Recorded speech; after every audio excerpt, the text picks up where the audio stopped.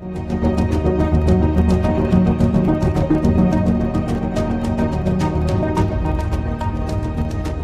everyone, it's VHS Massacre Radio. I'm your host, Tom Seymour. And I'm your other host, Ken Powell. And thanks for joining us on Twitch, on YouTube, on Podbean, and on Stitcher Radio, and iTunes, and other various places. So for those of you who don't know who we are, what this show is, we created the documentary VHS Massacre, and we've been running a podcast for off and on for about 6 years. Formerly, we're New York Cinema Radio, but recently we've just been kind of feeling like the sort of VHS era is sort of the way to go. I don't know. Thoughts on that? Yeah, well, I think I talked about it before. Like it was like a kind of a call to arms, VHS. You know, branding it that, so it allows us to maintain the focus on that, while New York Cinema was kind of like a more broader thing. So this allows us to kind of maintain that focus on this VHS, you know, within all the cult movies from that area, the B movies, and we need to have like our first guest sometime too. Yes, absolutely. We may have Cat Card, who was whatever partner to John Gorman, got me into the slime. Melt films, the melt genre, the subgenre of horror. Not to be busting your chops right now, but I think your face might be melting a little bit. Yeah, I know. I think I need a little. Of this. Well, I would say like right here on this side. Right on this side? There, yeah. There you go. You got it. You got the melting. It's hot in here. Anyway, so the melt genre is this really fascinating thing. We actually asked a Facebook question. So I don't know, maybe you could get into that, the Facebook question? Yeah, the Facebook question of the week. It was like, what is your favorite melt film? So it's been a hot minute since I did a Facebook question, but... Yeah, I didn't know about this genre of melt films until I think it was maybe at, not your previous birthday, but the one before that, whenever I think John Gorman and Cat gave you, I think, maybe Street Trash? Street Trash, yeah. Which is the first time I'd ever heard melt films talked about. Yeah, Street Trash is fantastic. You know, possibly the Cadillac of the melt film genre. So I asked, what is your favorite melt film? Jason West said Street Trash. Of course, Cat goes, I feel like John and I deserve a guest spot for this one. You got it. No problem. We'll make it happen.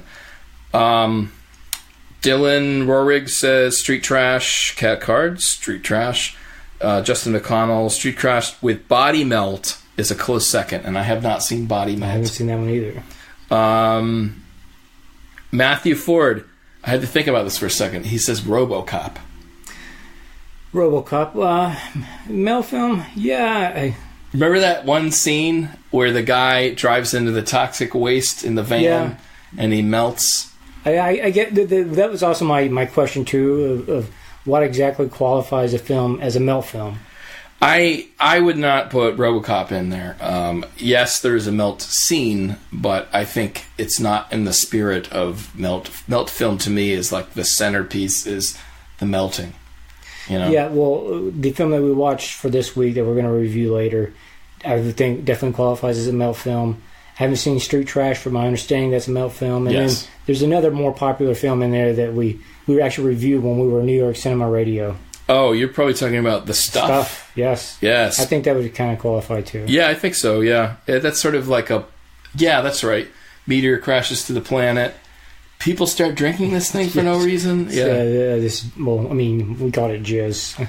Benjamin Height says T2 or Raiders of the Lost Ark. So it's like, I like those answers because you're like, oh yeah, Raiders of the Lost Ark, there was a quality melting scene. Yeah, absolutely. T2, Arnold melts at the end, and then the T2 is always liquidy. Yeah, I mean, T2 might actually qualify more than maybe, even though I think Raiders of the Lost Ark have the better melt scene. Yeah. I think T2 might qualify more as a melt because, the Terminator, the T2 or the what was it, the T-1000? Yeah. He is consistently melting. He Consistently is a melting, melt. yeah. These are sort of trick answers, right? Joseph says street trash. Ronald Drakenberg says dead alive. That's alive. Interesting. Yeah. There's definitely so much guts and goo melting. Yeah. I don't know. Well, that's why I'm saying like the definition. That we need to work on that exactly. Poultrygeist is put in there by Hosa Concepcion, who actually works for Trauma. Yeah, there was some melting in there for sure. Yeah. But there was a lot of variation. There was like egg hatching and people's breasts and like people's faces turning into chickens and a lot of variation. Yeah, I mean, and you could go through Trauma's catalog, and I'm sure you can find probably a few hundred melt films in there. I mean, even the Toxic Avengers have. Oh yeah. You know, and you know, he falls in the toxic waste. He turns into. There's a lot of like deep fryer and stuff like that. You know, Matt Ford also says Gremlins ending. Definitely melting in the end. I think there's like a Wizard of Oz reference in there. Yeah. But yeah, I don't because if you're gonna count RoboCop, then you have to count like Wizard of Oz, and Wizard of Oz is not a melt film. So that's because we don't want your like you saying, oh, Wizard of Oz is a melt film. It's safe for my children now to watch Slime City, our movie for this week, or Street Trash, or one of these others, because it's definitely not. So it's a very tame melt scene compared to some of these other works. Yes, and so what our movie was this week was the 1988 melt classic Slime City. And so Slime City. You know, do you want to set people up on this, or? Well, yeah. So it starts off here in New York City again. Like our last 4 films now have been set here in the city. And this one, architecturally, it might have been Astoria. Like I had a hard time placing it exactly, but it definitely is New York because of all the brownstones.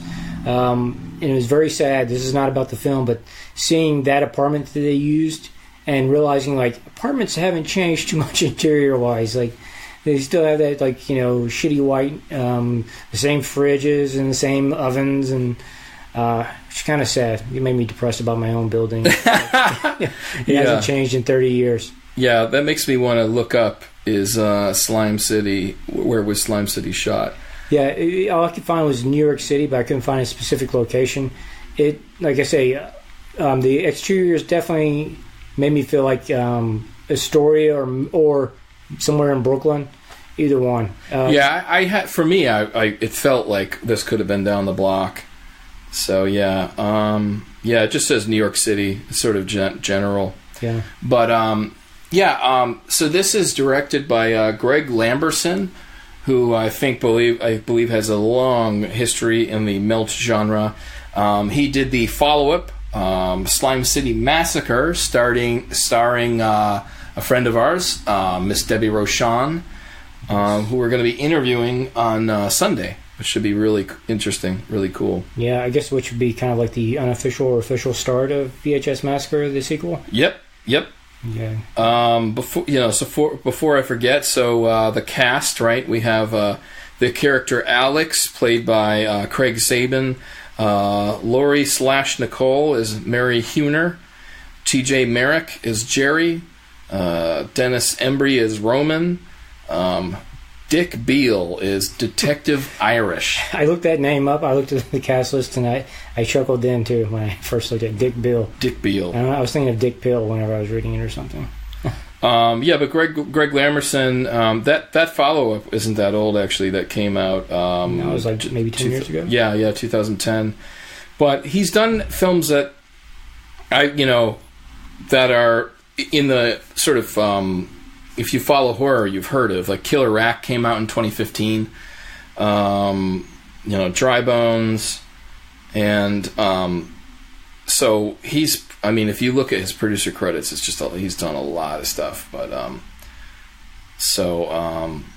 Creepers, Gave Up the Ghost, Slime City Massacre, Gruesome, Naked Fear, Making Slime, Underlying Love, Slime City. So I think part of his legacy is Melt films. Melt films, but specifically, the two Slime City films, which the plot of the movie is we have the main character Alex, who's looking for a new apartment, and he picks out this building. Like I say, it looks like Queens, so I'll say it's Queens. And he moves in, and he's surrounded by like all these different weirdos. Yeah, right. This is like you would have to imagine they probably shot in the mid '80s, and it probably came out in the late '80s. But you had like they're sort of punk, right? It's sort of like almost pre-goth, right? They're sort of like Roman is like this spiky haired kind of punk light poet. You know? I would say these guys probably like The Cure a lot. They were going into Cure concerts. Right, okay. Not too heavy in the eyeliner, but yeah, they're definitely like a punk feel to everybody that's kind of living in this apartment with the main, which I can never nail down her name, the really young lady who wore like the spandex, and like I was just kind of waiting for her to get naked, and she never did. Yes, I think that with this type of film, there's certain expectations and what Joe Bob Briggs would call trash cinema. Yeah. He said that very lovingly. I would say that too, very lovingly. Trash cinema. It's great stuff. But yeah, as far as that actress, you keep waiting for some of the staple of that genre, and that would be brief nudity. Yeah. Let's see. Lizzie, maybe. Jane Doniger. I found her. Ruby or she? I think she is. Yeah, Jane Doniger. With most of this cast, they don't have too many credits outside of Slime City. So I'm guessing they might have been part of the local punk scene themselves, and that's the reason why they were chosen. But I will say, plot wise. Alex moves in. He's the new neighbor, whose other neighbors are kind of weird. He has a girlfriend who they don't ever really push her to be the overbearing girlfriend, but she definitely is the curious girlfriend. And for good reason though. Like he starts acting very strange. Yeah. The main character is interesting. He's supposed to be a college student. They're all sorts supposed to be college students. They sort of look to be late 20s to me. Mid to late 20s. They're all must be graduate school. They must all be doing MFAs because they're all artists apparently. Yeah. And the main character works in a video store, which was kind of a nice surprise. It kind of made the film feel very like, oh, okay, I'm glad this was a good film to pick. So what happens is he moves into this apartment, and they talk about how really nice this apartment is, and you go up, and it'd be sort of standard dumpy by contemporary New York standards, but for some reason they just were like, oh, this is so nice, and it's clearly not nice. If you're a fellow New Yorker, you have seen this apartment. Either you live in it or you know people who live in it. It's very much, a very standard.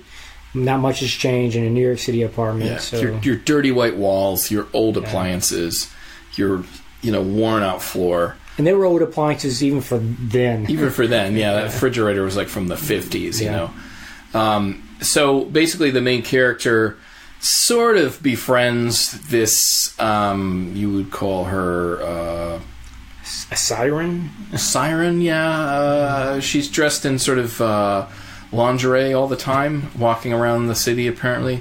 And so he befriends a few of the people. This one guy, Roman, is like, enjoy this delicious pudding. And yogurt, this delicious, he calls it like some kind of like, I don't know, Tibetan yogurt or something. Himalayan yogurt, right? And so he starts eating it, and he's like, "Oh, this is delicious," and he's like, "Drink this this wine," and it's really harsh.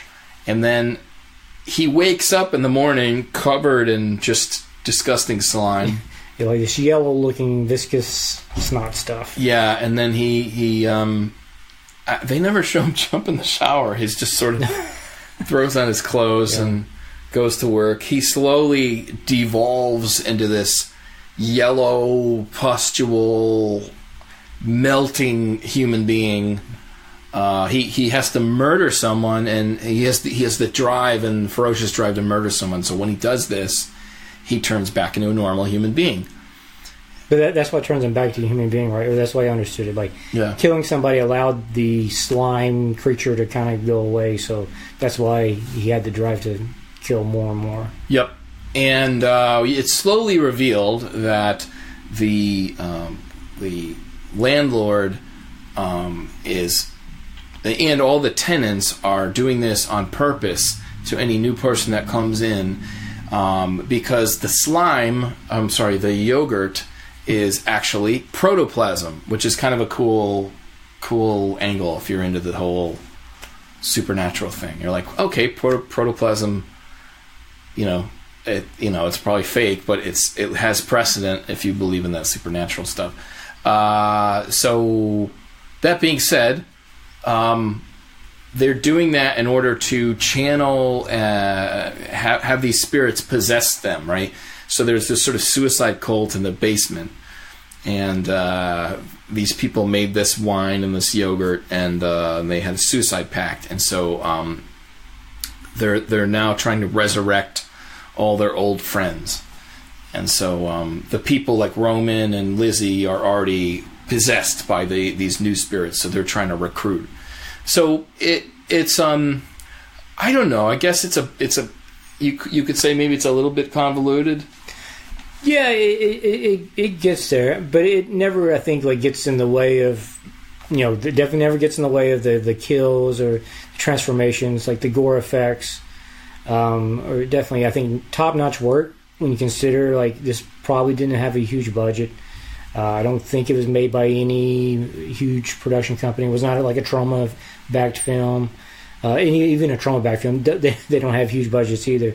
But some of the gore effects are just amazing, especially at the end whenever you have, I can't remember her name, but Alex's girlfriend, she's trying to fight him off. And just a lot of top-notch stuff throughout the scene of, like, limbs getting chopped off, his head is chopped off. I don't go too farther, I guess, to spoil if anybody wants to watch it, but a lot of the best gore effects are done in that last 10-15 minutes of the movie. Yeah, it really does sort of sell you at the end in regard to the gore. She even cuts a brain up at the end. That brain was impressive.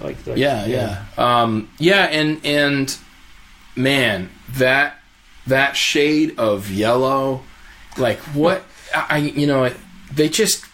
they nailed it as far as like that, like infected, pussy yellow. Like it's very unsettling. Like when the person begins to melt. Like when he's with the prostitute, I'm just like, what prostitute in their right mind would go anywhere near this guy? It is so disgusting looking. Yeah, that's like that's sort of a funny trope. Is that like he gets mugged. And the mugger is like, haha, you and your stupid bandages. And it's all awful pustules. And everyone seems to have no problem interacting with this human being. Absolutely not. Where it's like, in real life, they would stay 50 yards from that person. But it's just all part of the great camp and fun and charm of the whole movie. Or like when he shot that like big spurt. I mean, this was like a clear form of, I think during his first transformation, when he's at the dinner table with the girlfriend's parents, and it's just like this big like thing comes down. Yeah. It's like nobody says anything. Like, no. So it was pretty interesting. They even bothered to move into color theory a little bit. As the movie goes along, his clothes start to change a little. He's wearing darker colors. He's turning more into like whatever Lizzie or Roman, which are always wearing black and things like that. So they, like we're saying, great horror effects. And so, what you're seeing is like very typical interiors of New York apartments, which most are just, you have your standard ugly white walls and sort of, furniture that's not particularly impressive. So I guess, but the thing is, that's New York, so it's not a criticism. That's just kind of how it is, and especially in the mid to late 80s. New York was not, whatever, Giuliani-ified, right? So, it was still a fairly dangerous place to live, and, so I think it works with, the whole film works. They're also college students, so it makes sense that, the apartment's a little bit more sparse in terms of, things that they have, and things look secondhand or third-hand use. So it definitely fits in. I think if there's any kind of, I wouldn't say even a gripe, that the lighting in the movie is kind of like it's one note. Like, for the most part, there are occasions where like the scene with the prostitute is like it's really amazingly lit. Like I love the way that they lit that scene.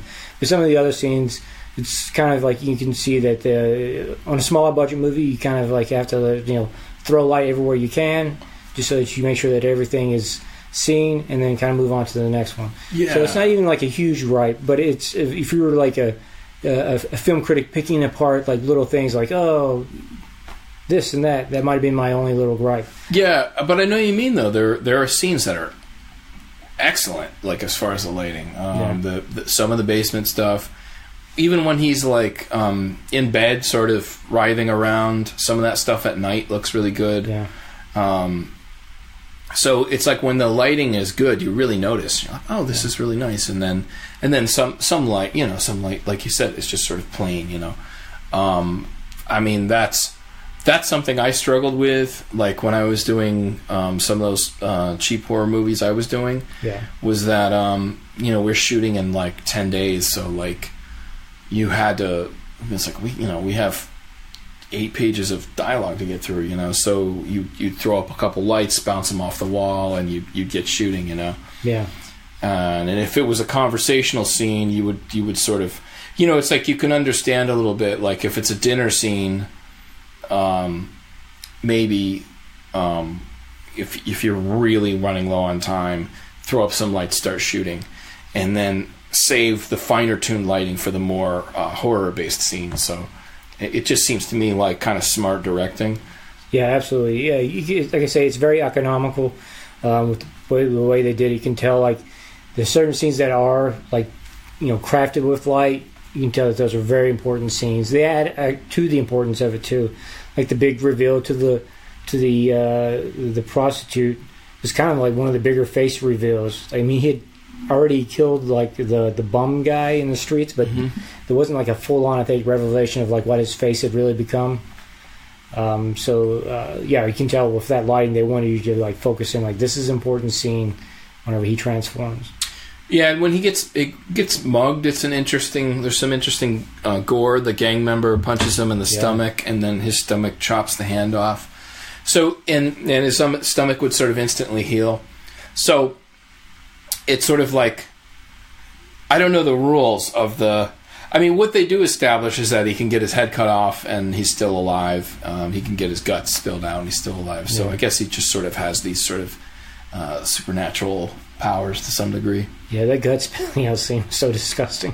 Oh, they look like little sausages or whatever. Oh, God, yeah. It looked like goulash or something. Yeah, it was so gross. But yeah, I mean, I think, if I was Joe Bob, I'd give it 4 stars. I think it's a cool, independent film.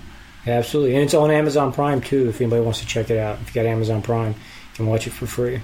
Yeah, Street Trash maybe on Prime. I'm not sure, but I got a Blu-ray copy of Street Trash from Kat and John Gorman, Kat Card and John Gorman, for my birthday, and I put this Blu-ray in, and it's gorgeous. Someone took the negative, like scanned it, did this beautiful rendition of it, and I wish they could do that with Slime City, because although the Amazon version is totally decent, I just feel like there probably is some extra quality if they could remaster it somehow, you know. Yeah, absolutely. I mean, that's the great thing about kind of, well, we harp on the digital age a lot, but the one great thing is that there's been a lot of love put into some of these smaller films where they've gone through and they've scanned them in 4K, remastered them, or they'll scan them in 2K, and do remaster and do some cleanups and stuff, and they look amazing, and it's great that they're doing it. Yeah. I mean, if you think about, I think we were talking about it last week, like the concept of growing up watching someone like Joe Bob Briggs. He presented these films, trash cinema or B movies, as just as important as a Spielberg film, you know. And when I look at it, I actually do feel that way. I think it's because I grew up with something like an advocate of drive-in movies going, no, these are great, these are important. And it was tongue-in-cheek, but Joe Bob really loved these. He never looked down upon them. He sort of liked what they stood for. They stood for, at the time, being progressive, being innovative, being edgy. And so if you look at like the concept that someone who, like this guy Greg Lamberson, who did Slime City, that there may be a negative somewhere that could be restored, and it's not being. That's a little disturbing, you know, to think of how many films could be lost. Because when we interviewed Joe Bob, he talked about how during the drive-in era, if a film played in the grindhouses or played in the drive-ins, it would cycle through. You'd probably never see it again, and unless like 5 years later they wanted to bring it through as like the second picture. And so there's a lot of film directors that had a catalog of grindhouse movies that let them go to waste. They let them literally rot because at the time there was no VHS. It was pre-VHS, so no one saw the value in this, you know, the second life of these films. So, and that's what's really upsetting, right? It's because they didn't have a huge budget, or just because some A-list director wasn't attached, that these things could be lost forever. You know? Yeah. Well, I don't know if we talked about it on the show last week or if it was off air, but Gone with the Pope, you know, this movie I bought on Blu-ray a couple of years ago, it was kind of one of those movies, grindhouse film, that, you know, I don't think there's any big directors attached to it. There's no big actors attached to it. So it just kind of lingered. It was gone. It was nobody was watching it. But Sage Stallone's son, he had this, you know, like he had affinity also for these grindhouse movies, and he's acquired a lot of them over the years, and had gone through great lengths to restore a lot of them and then release them. Fortunately, he passed away a few years ago, but Gone with the Pope was one of his last works that he put out there, and like that would be a movie that could easily have fallen through the cracks if it wasn't for, you know, this one person, this one company, you know. So that's a very important role. People like Joe Bob or Sage Stallone's, or I mean, you know, maybe in a small part what we're doing, and also to make people aware of some of these films, and you know, don't let them disappear, because all films, I believe, truly have merit. You know, if you want to put them on a grading scale, they might have a different grade, but merit is different from, I think, what you can grade something. Yeah, I mean, they're all forms of art, and you can, you can assign them with different value based upon you know where you are in society. But I always thought it was strange, and I still believe this is true, that movies, the way people talk about movies is just different than the way they talk about other forms of art. Like, sure, people criticize art installments and oil painting and photography, and they do shit on them. But I just think it's rarely in the same way. I think because these movies, you know, sort of people take ownership of them, and they feel like they're part of them, or they're like, I wish it was this, I wish it was that. And then too, they'll like, I mean, I remember Uwe Boll was doing movies, and people were like campaigning to have him stop directing and things like that. So there's just, it's a film I think is treated in a kind of a bizarre way That's not quite like other forms of art.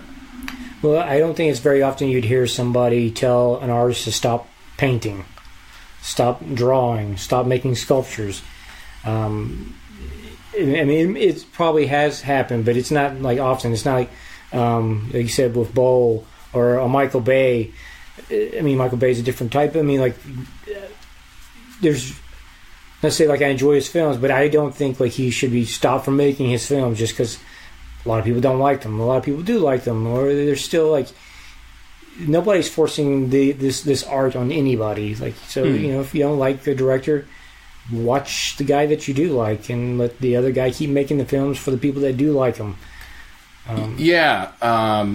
Yes, it's like, you know, even, you know, like with Joe Bob Briggs, as far as like his 24-hour marathon, he's speaking his mind. He's super funny when he does his sort of interstitials, I call them, like between the movies. You know, it's almost like stand-up comedy, you know. A lot of the stuff is just sort of, he's got this sort of like Texas perspective, and I actually found it really refreshing. I think he just speaks his mind clearly. He's a tolerant, kind person, but he just doesn't speak in like politically correct code, you know. And I know that's like sort of a trigger word these days, but well, with like Sleepaway Camp, there's all kinds of landmines that he could have. I mean, I think somebody else would have just tripped all over themselves with, and he had hilarious takes on it. Like he's, you know, like you say, he is kind of like a stand-up comedian. He is making points about it, but he's not a person that wants to stop a transgender person from enjoying their life. He's not that type of person. No, he was like, he goes, you know, he said something about his bathroom. Joe Bob Briggs' bathroom is open to anyone, and very like clearly like gets along with everyone, loves everyone. But you know, he'll admit to liking, like, I think he called it lesbian slasher films, and it's like, it's a weird thing, right? Like parsing this thing with like, he's being honest. Like he likes that cinema. Yeah. And it's sort of like, what do you do with that? Where someone's like, yeah, but I like this stuff. You know, it's like, there's something refreshing about him just saying, yeah, he had like that. I think we went over his driving mantra. I wonder if I have that. But I thought it was really interesting because at the end of the day, it's like it's like it almost ends up being a confessional that you like trash cinema. You know, it's like it's kind of annoying. I mean, I work at a university here in the city, and it's tough to like talk to people that you work with about like liking some of what we call trash cinema. The things that the last 4 movies that we reviewed for the show, I would not talk about with like the other people I work with, because it's just it's hard to convey like, why do you like these things, because I think in the general public they're not considered okay movies in a lot of different senses, but also like movies that have that are very bawdy at times, like things like Trauma that have boobs and words that you would not say to other people. It's like, yeah, it was a lot of it's shock cinema, and we, you know, that was in a way was kind of understood that like someone like Howard Stern or a comedian might say something shocking, not because that, like, you know, the humor lies in how messed up it is, you know. So it's a whole different era, like, and it's sort of hard to do that nowadays, but that's sort of where it was coming from. I feel like sometimes people are missing the sort of context, right? They don't see the setup of the joke. They just get triggered, so they don't understand the joke. Like, let's say it's a I don't know, and like James Gunn was a good example of this. Like last week, who got pulled from Guardians of the Galaxy, who started at Trauma. Who, you know, if you're familiar with Trauma's work, like you say, it's very shocking. It's can be provocative at times. It's not a joke I would ever tell. Oh yeah, like he had a lot of the jokes. I'm like, it was kind of weird. A lot of Like a lot of pedophilia jokes. One at like within a short period of time, a little weird. However, I don't feel like you can tell he's being funny. In no way in terms do I believe that James Gunn is a pedophile. He's just his sense of humor is went a little farther than even for a little bit for my comfort. But I think he has the right to be able to. Yeah, I I could not defend anything he wrote, but in the generic, he was in that sort of exploitation realm, I mean, at that point maybe he had done Slither or whatever, but he was not I don't think him being fired was right, because apparently Disney knew about all these tweets, and he had done 2 films with that. Yeah, and he already apologized about them, I think, like 5 or 6 years before this already. And he talked about how humor has changed, people grow, and we have to be open to people growing and changing over time. And even if he didn't apologize for it, the thing is, like, they were offensive, but they were done as comedy bits and not as being portrayed as a real pedophile. I mean, growing up, how many Michael Jackson pedophilia jokes did you hear growing up? Like, was it ever cool to tell them? Probably not, but everyone told them, and it's like, you look back and you go, wow, that's in really bad taste, and,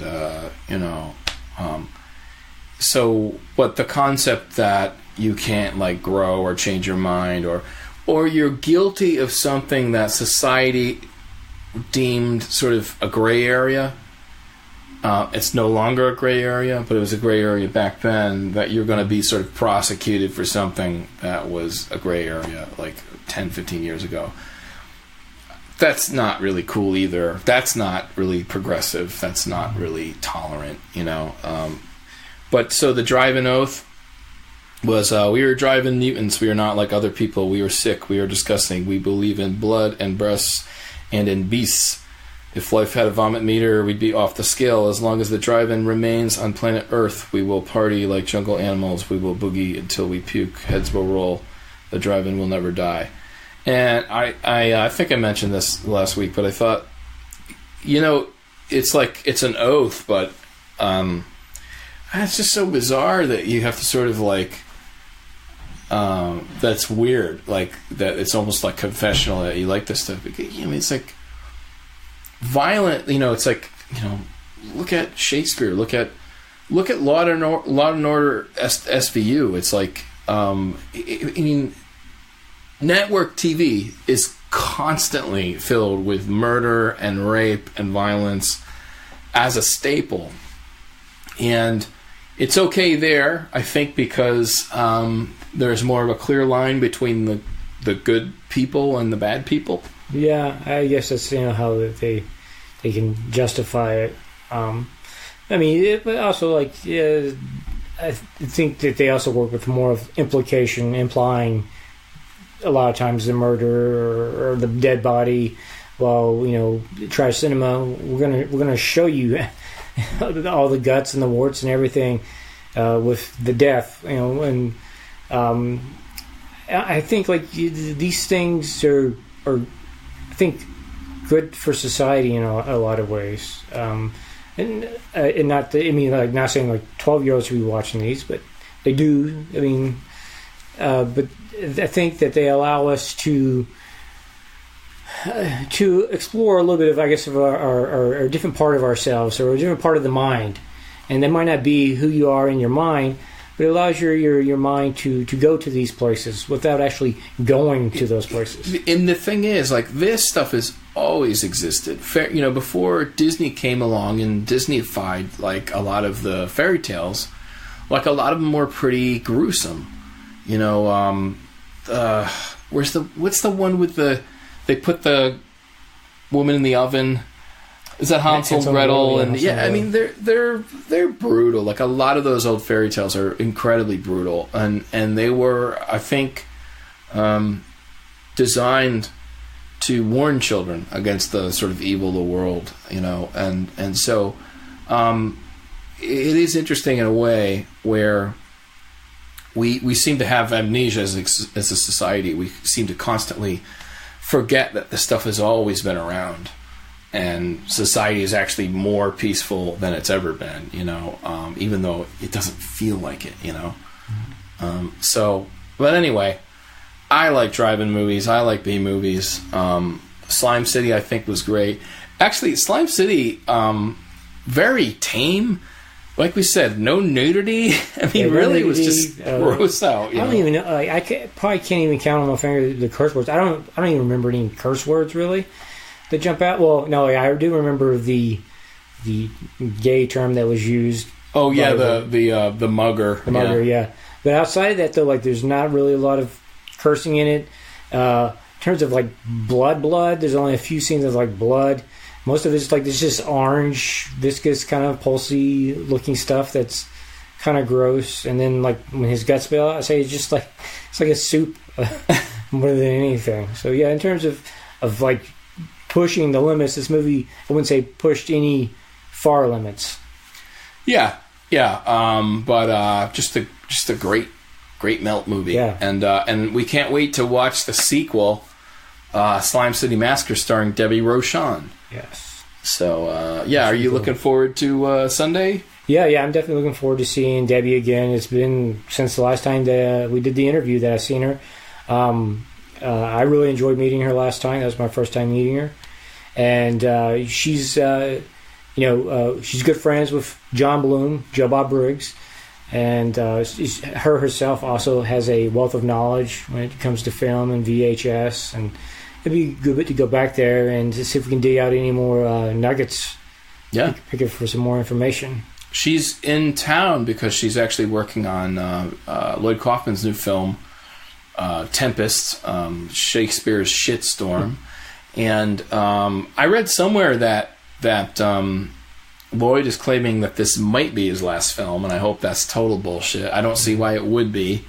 So they're working on that now. We've seen some pretty cool behind-the-scenes picture of Lloyd dressed as a lovely woman, and he has some nice gams on him. Yeah, so it looks like it's going well, and we'll try to get the inside track from Debbie on that. And I mean that's about it that I have. Yeah, and that's everything that I got. Okay. Well, thanks for listening. I'm your host, Tom Seymour. And I'm your other host, Ken Powell. Check you later. Check you later.